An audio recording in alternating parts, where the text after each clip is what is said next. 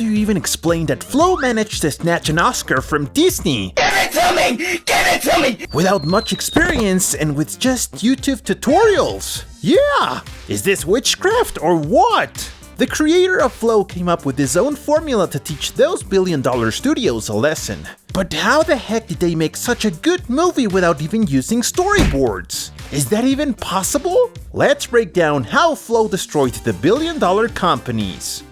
Let's start with the genius behind this masterpiece, Gin Silbalodis. He's a director and animator from Latvia, but the most important thing to know about this guy is that he never studied film. What? He learned everything on his own, just by watching YouTube videos and putting that knowledge to the test using Blender, a free animation software. He made it very clear that where there's a will, there's a way. To give you an idea of how responsible he is, Gans worked on his first project while still in school. Yeah, while most of us were just starting to play Minecraft, he was already creating his first animated short called Aqua. In that short, you can already see the early ideas that would later become the foundation for Flo. It's basically about a cat overcoming its fear of water. And the coolest detail? The cat was inspired by his own cat at the time, Josephine. You can already see his unique cinematic style in the lighting, something we totally saw again in Flo. But it wasn't until 2019 that Gins released his first full-length film, called Away. And let me tell you, this guy knew exactly what he wanted, because he made the entire film completely on his own.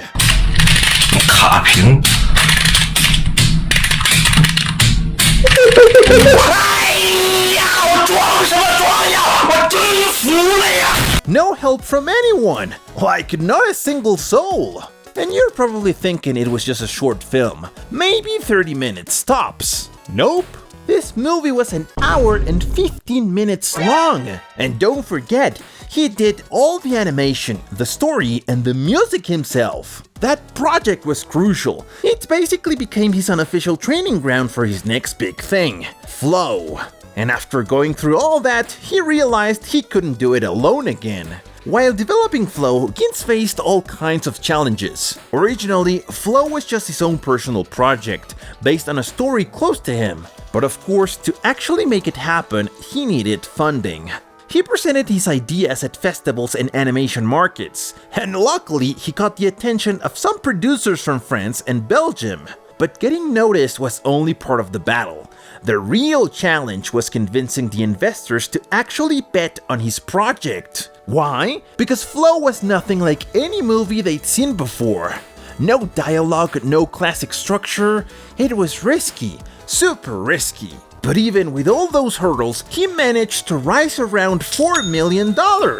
Sounds like a lot, right? But that's actually nothing compared to what big studios like Disney throw at their movies. Sometimes up to $200 and $500 million for stuff no one even wants to watch. Still, somehow Gintz made that budget work and kicked off what will become a true masterpiece. Here's another fun fact. Flo wasn't made with traditional storyboards. Gintz didn't trust his drawing skills, so he went straight into Blender and started animating directly. That gave him more freedom to move the camera and find the best angles to tell the story. And yeah, it also helped cut costs. Another way he saved money? Hiring beginner animators. They didn't charge millions of dollars like Disney or DreamWorks artists would. Now, let me tell you, the sound design and music in Flo are straight up art. The sound designer placed microphones all around his house to record the actual sounds of his own cat. And not just the cat, every animal in the movie had real sounds recorded from real life animals. Except the capybara. Its voice is too high pitched, so they replaced it with a baby camel sound. Yep, you heard that right. They literally tracked down animals from every species that appear in the movie and recorded authentic sound effects. That's how they made sure the sound effects felt real and original. And here's the thing, this movie is 100% original. There's no villain, there's not even any dialogue. It's basically showing us what animals would do if they were just being animals. No talking, no acting like humans, no thinking like humans. It's like watching a Discovery Channel documentary, but animated. You're just watching animals do what their instincts tell them to do. What Flo is really trying to show us is that there's no one right way to live. At the beginning, Flo, the cat, is super independent, doesn't want to socialize or be part of the group. But as things get harder, we see him slowly start to work together with the other animals. On the other hand, if you paid close attention, the dog starts off completely different. He wants someone to lead him, to give him orders, because, well, that's just how dogs are. But in the end, he learns he needs a little independence too. And what Gint tells us is that this story is something really personal, because it represents his fear of working in a team. That's why he started most of his projects alone, and only later did he have to join a bigger team to finish Flo. And did you know Flo has a post-credit scene? Yup, my friends. So if you haven't seen it yet, go check it out. In this scene, everything is basically underwater, and to me, it feels super sad and nostalgic. Like maybe none of the animals made it, and everything ended up flooded. Because come on, what could those defenseless animals do against such a massive natural disaster? Tell me in the comments how you interpreted that scene. So then, what did we learn from Flo? That even if betting on something new seems super hard and full of obstacles, if you pour real passion into it and connect with the right people, those projects can become true masterpieces. And let's be real, you don't need hundreds of millions of dollars to create something meaningful and touching. Meanwhile, Disney keeps churning out remakes that don't even have anything exciting or new going on. Like seriously, do y'all really want to see a live-action Lilo and Stitch? Probably, yeah. But isn't there something new? It's just a bunch of live actions and remakes. Do they not have a single creative brain left over there to come up with new ideas instead of recycling everything?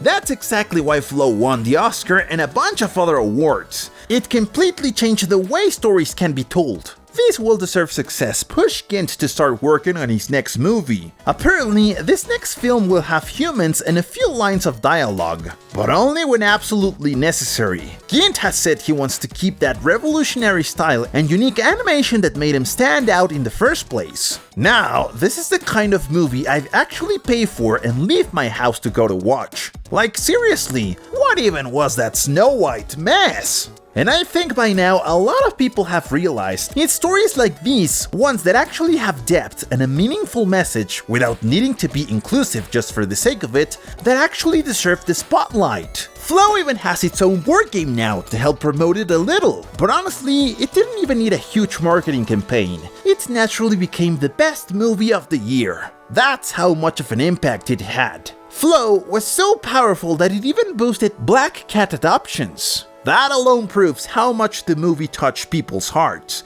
Making Flo the main character was the perfect move for audiences to connect, especially for those of us who have or have had cats as pets. Honestly guys, the story of how Flo was made is so inspiring, it makes me want to go learn Blender from YouTube and make a whole movie with all my cats. So yeah, you don't need millions of dollars to make a great film.